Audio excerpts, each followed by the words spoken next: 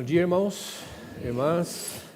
Satisfação estar com vocês aqui no nosso último domingo do ano, nossa última aula da IBD em 2020, né? E eu quero louvar a Deus pela oportunidade que os irmãos têm me dado de trabalhar aqui na IBD já há algum tempo, né? E hoje o tema, acho que vem bem nesse sentido, de que nós vamos falar sobre monotonia. E eu quero louvar a Deus porque eu sou um monótono. Hoje eu completo 314 aulas aqui com os irmãos. Eu contei lá no meu computador, eu tenho 314 apresentações como essa que nós vamos ver hoje aqui. E eu falei, Senhor, o Senhor me fez um monótono. Não é? Mas o interessante é de que cada aula, para mim, ela é nova, no fim.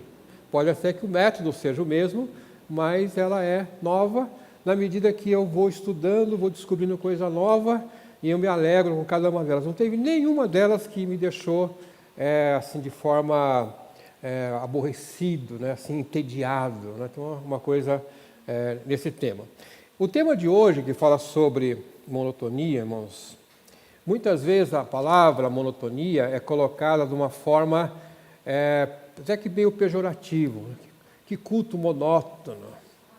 Aquele pastor, aquele professor que nem muda o tom de voz, fala sempre no mesmo nível, parece um padre falando, dá sono, né? Tem umas coisas assim nesse sentido. Outros vão dizer assim, minha vida é muito monótona, todo dia eu faço a mesma coisa, eu levanto e eu vou, né? E essa coisa é colocada de uma forma um pouco pejorativa, né? Nós vamos ver que não é? Que a monotonia, ela tem uma função também, né? Ai de nós se não houvesse a monotonia. Vocês já pensaram em pegar um avião e que o piloto não é monótono? Que aquele piloto que está lá, no dia anterior ele estava dirigindo um barco. Aí mudou de intenção e foi pilotar um avião. Você entra nesse avião? Não, nós só vamos entrar no avião se aquele piloto for monótono por 20 anos. Porque ele testou, e isso vai nos dar uma confiabilidade. Qualquer profissional, ele tende a ser monótono porque, segundo o pensamento grego, a monotonia, ou seja, a repetição das coisas, leva à perfeição. Então, monótono não necessariamente é uma coisa ruim, né? Mas é o que leva à perfeição. E eu separei aqui duas abordagens. Uma monotonia que é a monotonia positiva e a monotonia que é negativa, né? Então, a monotonia ou a rotina, às vezes a gente também confunde monotonia com rotina, aquilo que é repetitivo, né? Quando ela que é positiva? Quando ela indica que nós temos perseverança, que o pastor Pércio vai estar aqui todo domingo, né, dirigindo o culto. Aqui. Que é perseverante. Não importa se tem um, se tem dois, vai estar aqui. Nós tínhamos um irmão aqui, antes do pastor Pércio chegar, chamava Jorge, um japonês. Ele tinha uma dificuldade, um pouco limitado no ponto de vista intelectual, mas ele era o monótono que nós precisávamos. Porque os irmãos da minha época sabem disso. Ele cuidava das chaves da igreja. Não tinha um dia que você chegava aqui e achava que a igreja estava fechada. Porque ele chegava antes, ele abria tudo, ele sabia onde estavam todas as chaves. E aí quando ele morreu, ele falou assim, ninguém percebia que o Jorge existia, porque ele chegava antes, fazia tudo, ele era meio que invisível aqui. Mas aí depois que ele morreu, teve um acidente em casa e faleceu, ele falou, nossa, quem vai ser o monótono que vai substituir o Jorge agora? Não é? Porque ele era perseverante. Paciência, meus irmãos. A monotonia pode significar também fidelidade. Aí nesse aspecto nós vamos pensar que o nosso Deus é monótono. Porque o nosso Deus é fiel. Uma das coisas que ele é fiel. Ele nunca muda. Então ele é sempre o mesmo. Então, em palavras mais simples, ele é um monótono. Não é? Então, nesse sentido. E a monotonia negativa é quando eu estou desanimado, porque eu não tenho nenhuma criatividade com aquilo que eu faço. Eu estou entediado com aquilo. Então eu não aguento mais dar aula na IBD. Eu não aguento mais pregar. Eu não aguento mais ser dirigente do louvor. Não é? Então tudo para mim é um peso, porque eu não tenho o menor ânimo para fazer isso. Eu não consigo nem ter mais criatividade, transformar aquilo que eu faço, sempre procurando ter um enfeitezinho, nada. Eu viro um burocrata. Quando você vai numa repartição pública, você vai encontrar uma pessoa monótona, porque ele faz a mesma coisa o tempo todo. Se ele bate carimbo, ele bate o carimbo. Não é? Conta-se uma história de que um sujeito, uma vez, recebeu uma ordem. Ele trabalhava numa ferrovia e ele cuidava de uma cancela. E alguém falou para ele assim: você vai pegar esse martelo e vai bater no trilho do trem para mim. E aí a pessoa que deu aquela ordem não explicou por quê. Falou: você bate nisso aqui. A pessoa saiu da empresa, 50 anos depois o homem continuava batendo no trilho. Mas por que você bate no trilho? Não sei. Mandaram bater, eu bato, né? E continuou. Tem um outro fato que eu mesmo presenciei. Uma vez eu estava em Salvador, num hotel muito chique em Salvador. Até isso foi motivo até de piada no Jô Soares também. E você chegava, o hotel ficava assim, acho que era Rio Vermelho que chamava o hotel. Você chegava de carro e passava por uma cancela. E subia uma rama, o hotel ficava assim, um lugar bonito. Aí chegava lá e tinha um cara na guarita.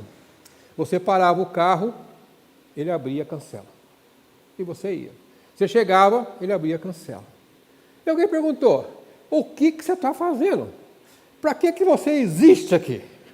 Porque ele abria a cancela e fechava a cancela. E não perguntava quem era, não se interessava. Então aquilo era um trabalho que não fazia o menor sentido, não é? Nesse aspecto aí. Muito bem. Algumas frases interessantes. O nosso glorioso Albert Einstein, né? Eu até coloquei para vocês aqui, vou ver se eu consigo repetir aqui, ó. Aqui está. O nosso Albert Einstein diz assim: a monotonia e o desejo de uma vida quieta estimulam a mente criativa. Não parece ser um gênio falando isso, não é? Não é? Não parece ser.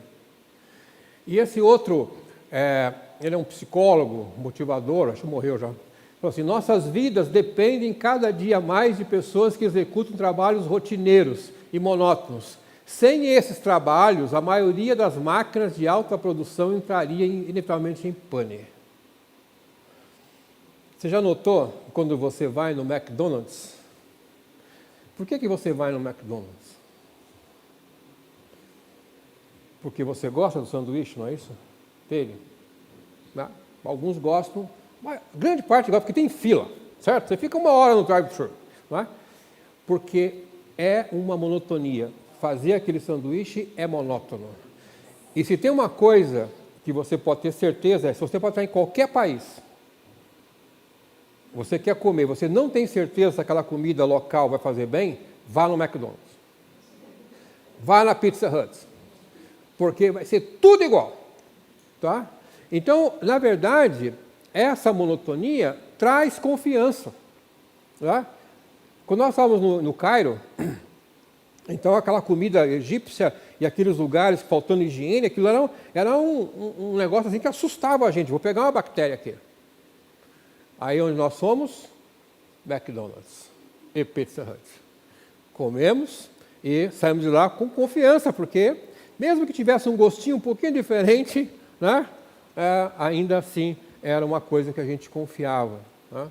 Então, veja, nós às vezes trabalhamos e as pessoas programam certas coisas para acontecer para que sejam monótonas. Então, o sujeito que desenvolveu o fast food desenvolveu uma coisa para ser monótono, para ser automático, para ser repetido nisso. E para que você tenha confiança nisso. Né? Olha esse clássico aqui. O que vocês acham desse trabalho? O que vocês acham do glorioso Charles Chaplin? Esse é um clássico, meus irmãos. Vocês estão ouvindo bem? Estão ouvindo, pastor? Esse é um clássico do cinema, mas é assim, a visão de um gênio, não é?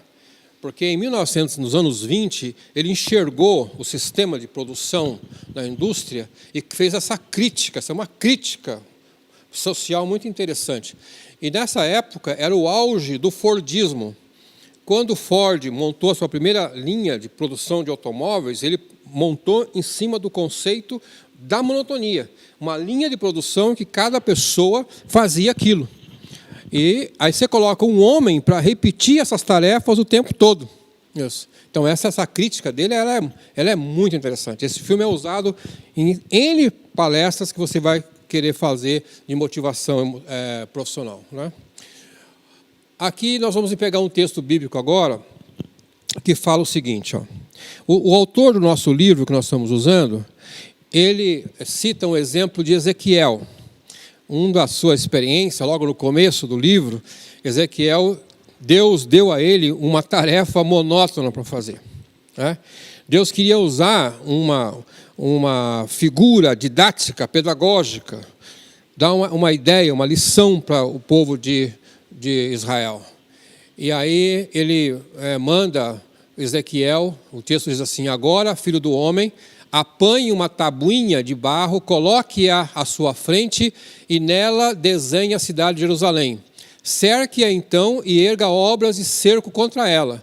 Construa uma rampa, monte acampamentos e ponha arietes ao redor dela.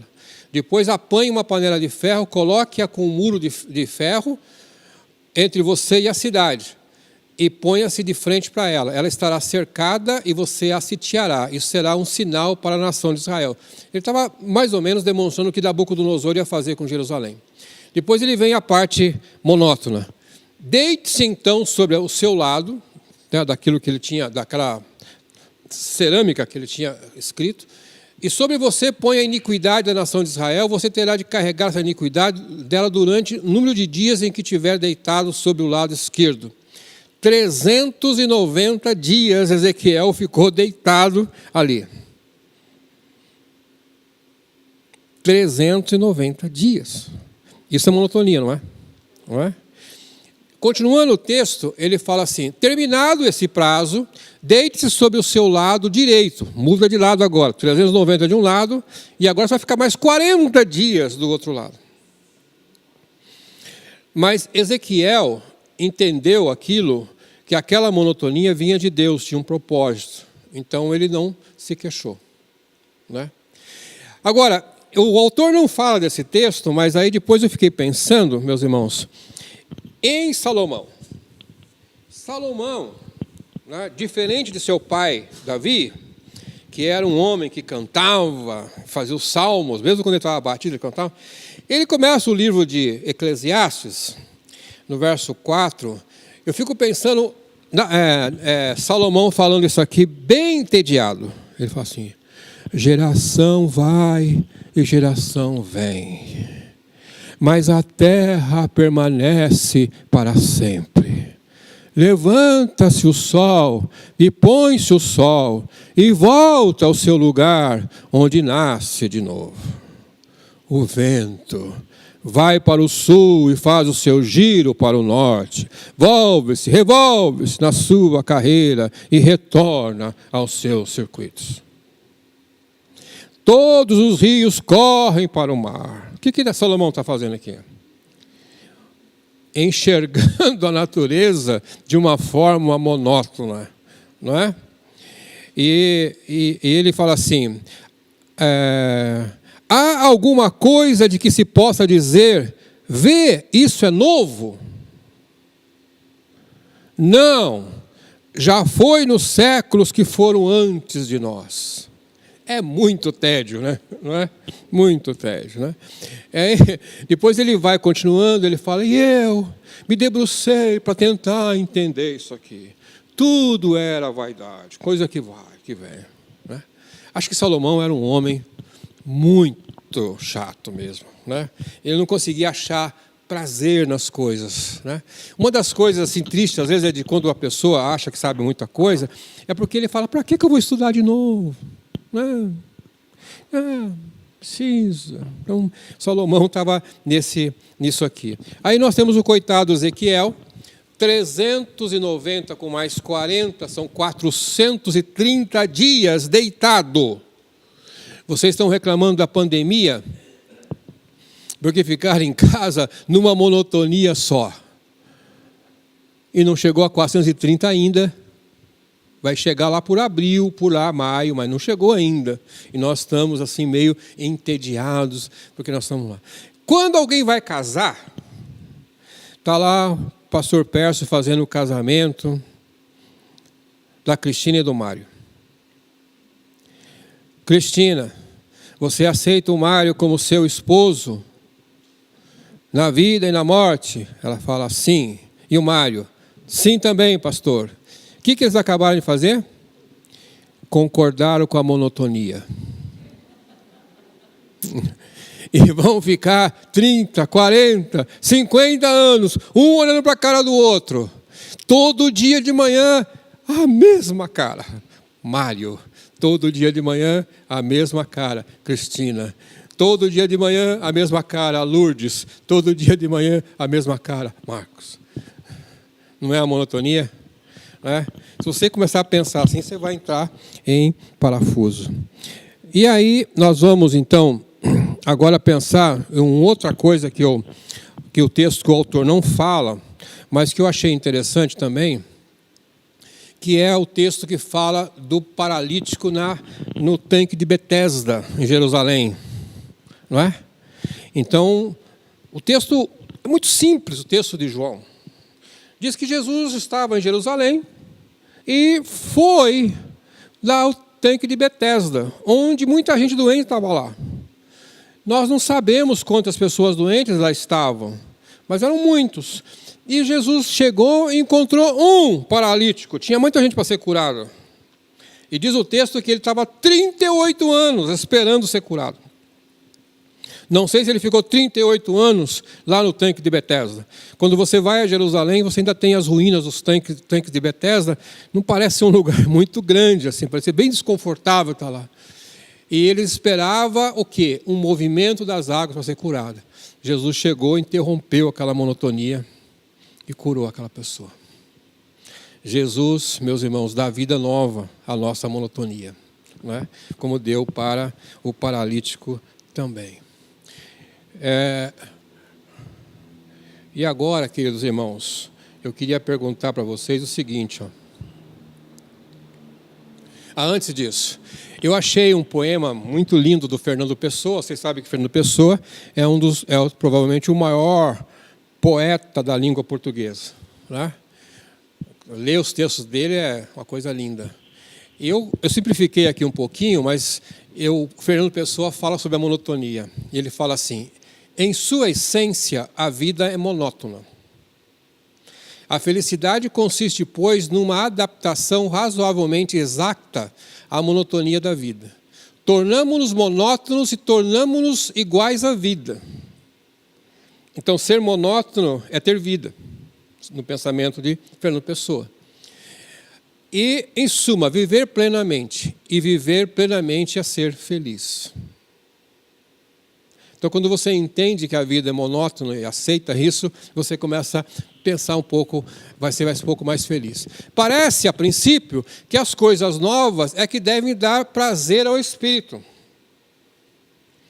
Mas as coisas novas são poucas e cada uma delas é nova uma só vez. Incrível isso, não é? Preciso de um carro novo. Só vai ser uma vez. Né? Hoje é novo só uma vez. Né?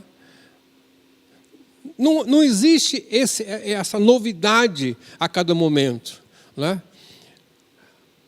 Depois a sensibilidade é limitada e não vibra indefinidamente. Ele começa a colocar um problema nosso, que nós às vezes somos pouco sensíveis à novidade do dia.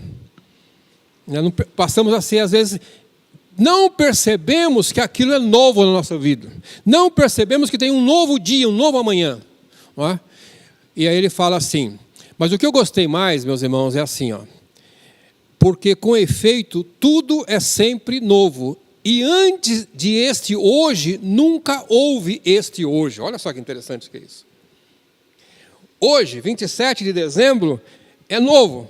Nunca houve 27 de dezembro antes de hoje. Nunca houve. Esse é único. Não é interessante isso? Não é? Esse é único. Tá? Aí eu queria perguntar para vocês agora o seguinte. Ó. Os mandamentos de Deus são monótonos?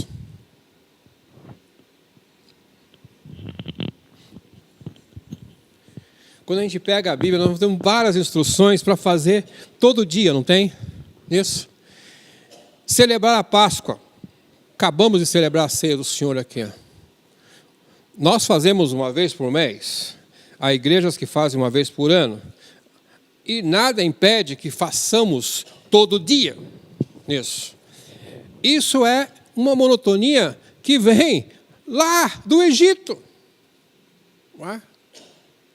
Aí quando você vê o trabalho dos levitas, Deus disse que era por estatuto perpétuo que eles iam servir na igreja, não podiam ter outra função, eles teriam que trabalhar no templo, antes do templo, no tabernáculo, não é? Para servir. Aí nós encontramos no Novo Testamento, Paulo fala assim, alegrem-se sempre. Isso é o quê? Monotonia, não é? E aí ele fala ainda, noite e dia com perseverança oramos. Orar todo dia é monótono. Isso. Então, o que eu quero levar vocês a pensar comigo agora é o seguinte, a vida é monótona, muitos dos nossos hábitos são monótonos, nós gostamos da monotonia, da segurança. Muitas vezes a gente fala assim, eu gostaria de viajar, eu gostaria de ver outros lugares, né? Já aconteceu, comigo também já aconteceu isso. Aí você planeja uma viagem para um lugar novo, quero sair de São Paulo, não aguento mais esse apartamento, não aguento mais essa igreja, quero ver outra igreja. Passa 15 dias fora. Adivinha? Ai, que saudade da Lapa. Ai, que saudade da comida da minha mãe, do feijão, né? Saiu. Você não queria novidade? Né? Eu encontro às vezes brasileiros quando eu viajo aí pelo menos para os Estados Unidos. Ele está lá uma semana. Adivinha onde ele vai comer? Num restaurante brasileiro. Onde tem feijão. Falei, meu amigo, você saiu do seu país e experimenta a comida local. Não, eu tenho que cantar o feijão. Ele gosta do feijão, da monotonia, e paga caro, porque aí o pessoal sabe que ele está com vontade, vai cobrar caro dele, né? Isso. Então a gente é um ser estranho, né? Porque ao mesmo tempo que você rejeita a monotonia, você sente falta dela, não é? Nisso. Tá? Mas nas coisas de Deus, essas coisas monótonas, que nós estamos dizendo entre aspas aqui, meus irmãos, é que vai fazer com que nós tenhamos fidelidade, perseverança. Tem outro nome isso aqui para nós. Não é? É nesse sentido que eu gostaria que eu levasse vocês a pensar. Então, a monotonia exige reflexão, autoanálise e aconselhamento pastoral ou profissional. Essas coisas são práticas. Reflexão. Será que eu não estou me queixando à toa? Será que isso que eu estou chamando de monotonia não é uma coisa importante na minha vida? Porque pessoas que às vezes não são monótonas, que querem sempre experimentar uma coisa nova, não têm raiz. Não são confiáveis, porque você não sabe se ela vai poder contar com ela no domingo que vem aqui para abrir o templo.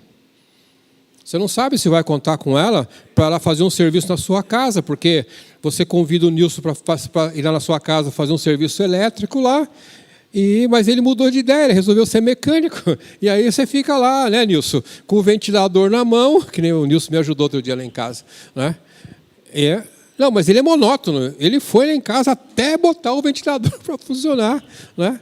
Louvado a Deus pela vida da monotonia dele também.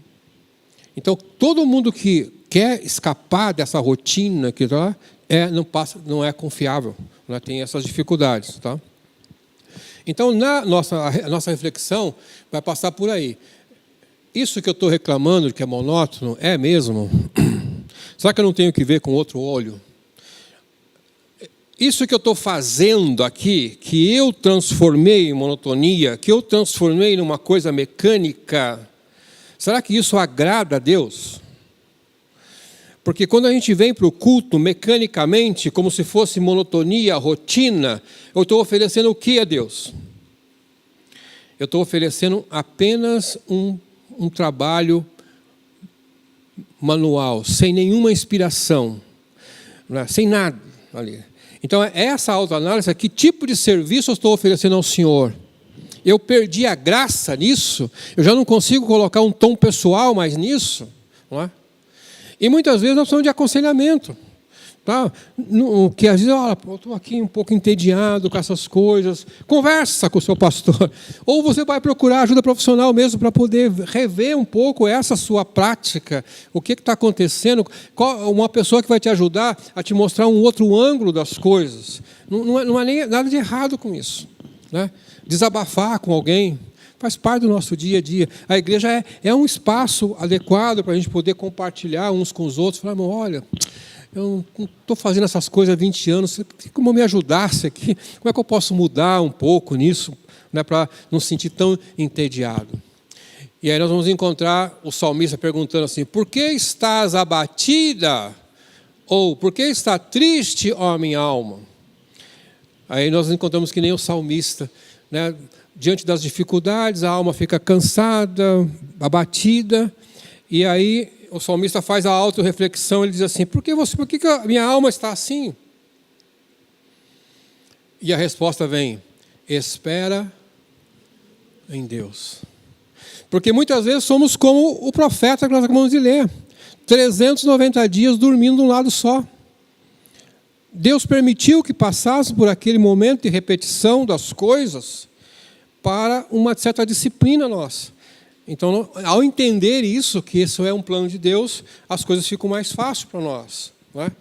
Eu penso que a gente devia, muitas vezes, refletir sobre isso, fazer uma autoanálise, como é o meu trabalho, e se porventura deixou de ser alguma coisa que eu coloque uma novidade, que eu me alegre com aquilo, que eu deixo de agradecer a Deus pela minha rotina, pela minha casa, pela minha família, pelo meu trabalho, aí passa a ser uma mecânica, eu venho para o culto, porque eu estou acostumado a vir para o culto nesse horário. Não venho aqui porque eu estou alegre por vir, venho porque estou acostumado a vir. Então a gente vai refletir sobre isso também. Muito bem. Outra coisa que eu coloquei para vocês é a monotonia.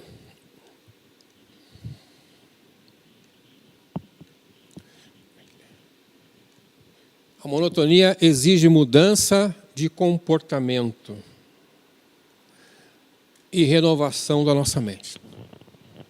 Ao fazer a sua análise, a sua reflexão, você perceber que aquilo está virando mecânico, sem graça, que você não tem motivação mais para fazer aquilo, então chegou a hora da gente mudar o nosso comportamento e renovar a nossa mente. Né? Buscar ajuda em Deus para que nós possamos ver com os olhos divinos o porquê que o Sol gira e a Terra gira em torno do Sol há milênios. Isso. Se o universo não te fosse monótono, nós não estaríamos aqui. Mas louvado seja Deus, porque a Terra não para um segundo de girar em torno do Sol e girar em torno de si mesmo.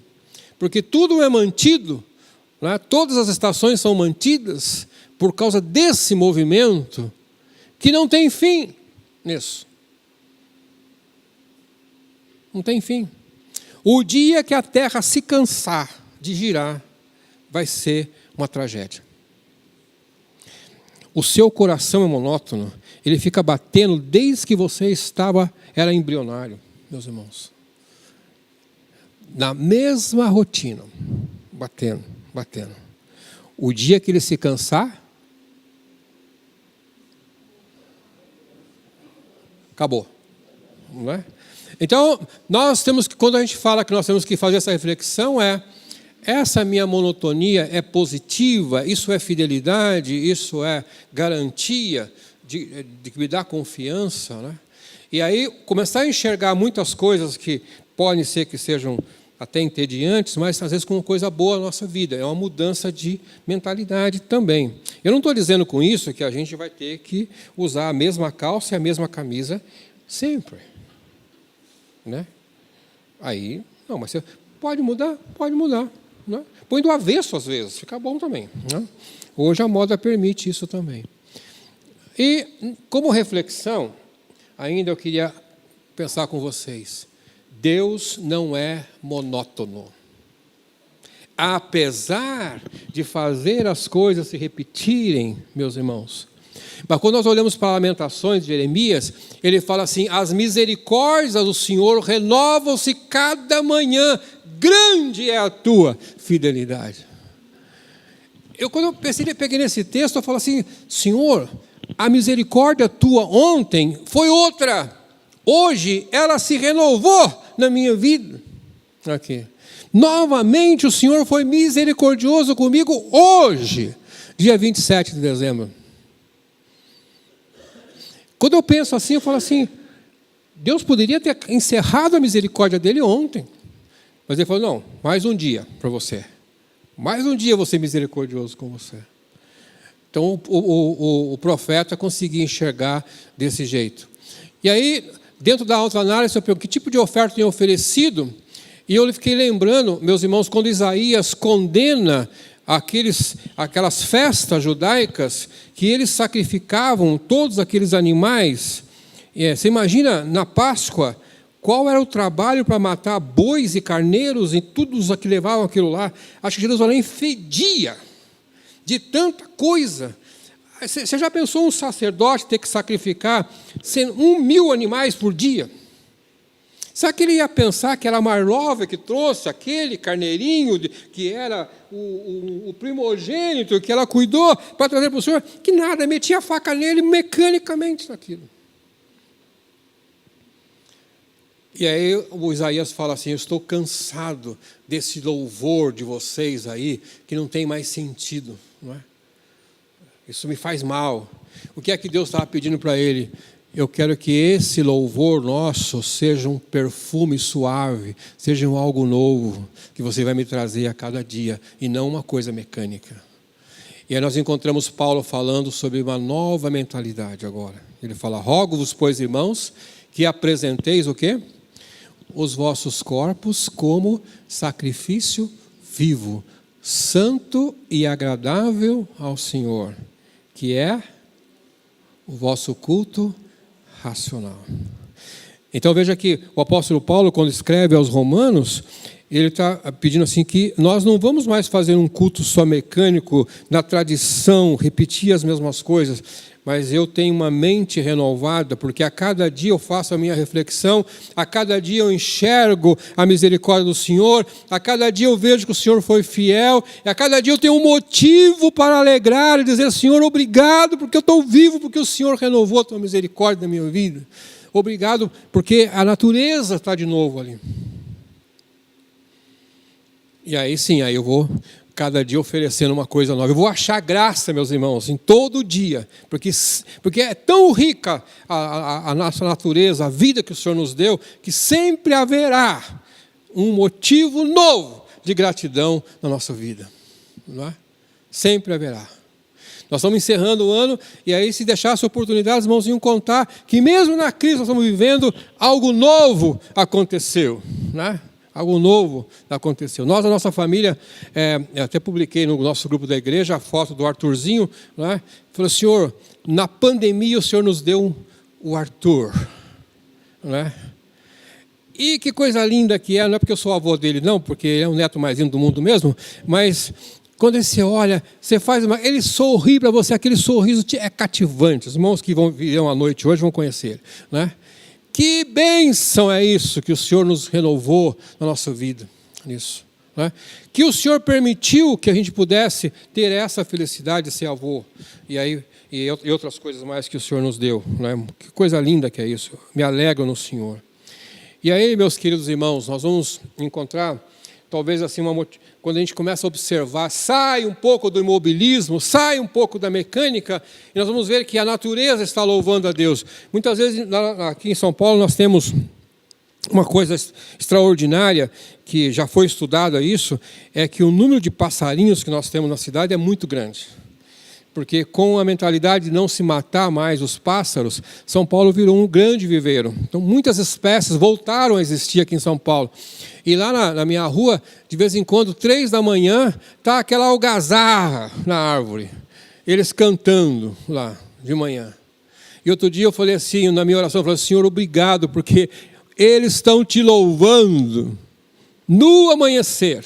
Eles estão te louvando no amanhecer. Então, quando eu olho, eu vejo eles cantando, olha, eles estão louvando a Deus. Por que é que eu não estou dando graça? Por que é que eu não estou renovando o meu cântico pela manhã? Se os pássaros fazem isso, meus irmãos. Então, quando a gente começa a ver isso, a gente vê que a monotonia vai embora. Porque eu, porém, cantarei sobre o teu poder cada manhã. Cantarei com alegria sobre o teu amor, pois tu tens sido a minha fortaleza, lugar seguro em minha aflição.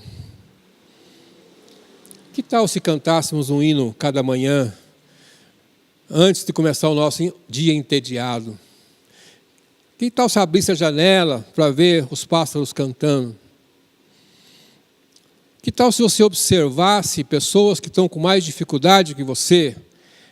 Tenho certeza que seu tédio seria. Porque você vê que Deus tem te dado graça, tem te poupado. E agora, para concluir aqui, eu queria pensar com os irmãos o seguinte. Isso aqui, eu não coloquei isso aqui, eu acabei de vencer a minha monotonia em casa e botei um slide novo, mas o pensamento é o seguinte. Como será na eternidade? Tem muito que falar, Senhor, Maranata, a hora vem, Senhor Jesus. Irmão, você sabe o que você está falando? Você sabe? Você vai para a eternidade, vai viver com Jesus para sempre. E isso é monotonia. Monotonia. Tudo que a gente espera um dia estar com o Senhor no céu. Aí eu coloquei assim, aleluia, na eternidade com Jesus no céu será uma infindável monotonia. Não é? Então, se alguém não gosta de monotonia, deixa de ser crente. Porque se você crê que vai ser salvo, prepare-se, o céu vai ser uma monotonia. Mas louvado seja Deus, porque o nosso Deus, grande e maravilhoso, não vai nos deixar entediados. Nós estaremos na presença dEle. Anjos estarão cantando, os salvos estarão louvando, e haverá milhões de razões para todo dia nós exaltarmos o nome do Senhor. Por que não viver um pouquinho desse céu hoje aqui? Não é? Amém? Deus te abençoe, querido irmão, querida irmã. Querido Deus, excelso e glorioso Pai que está dos céus,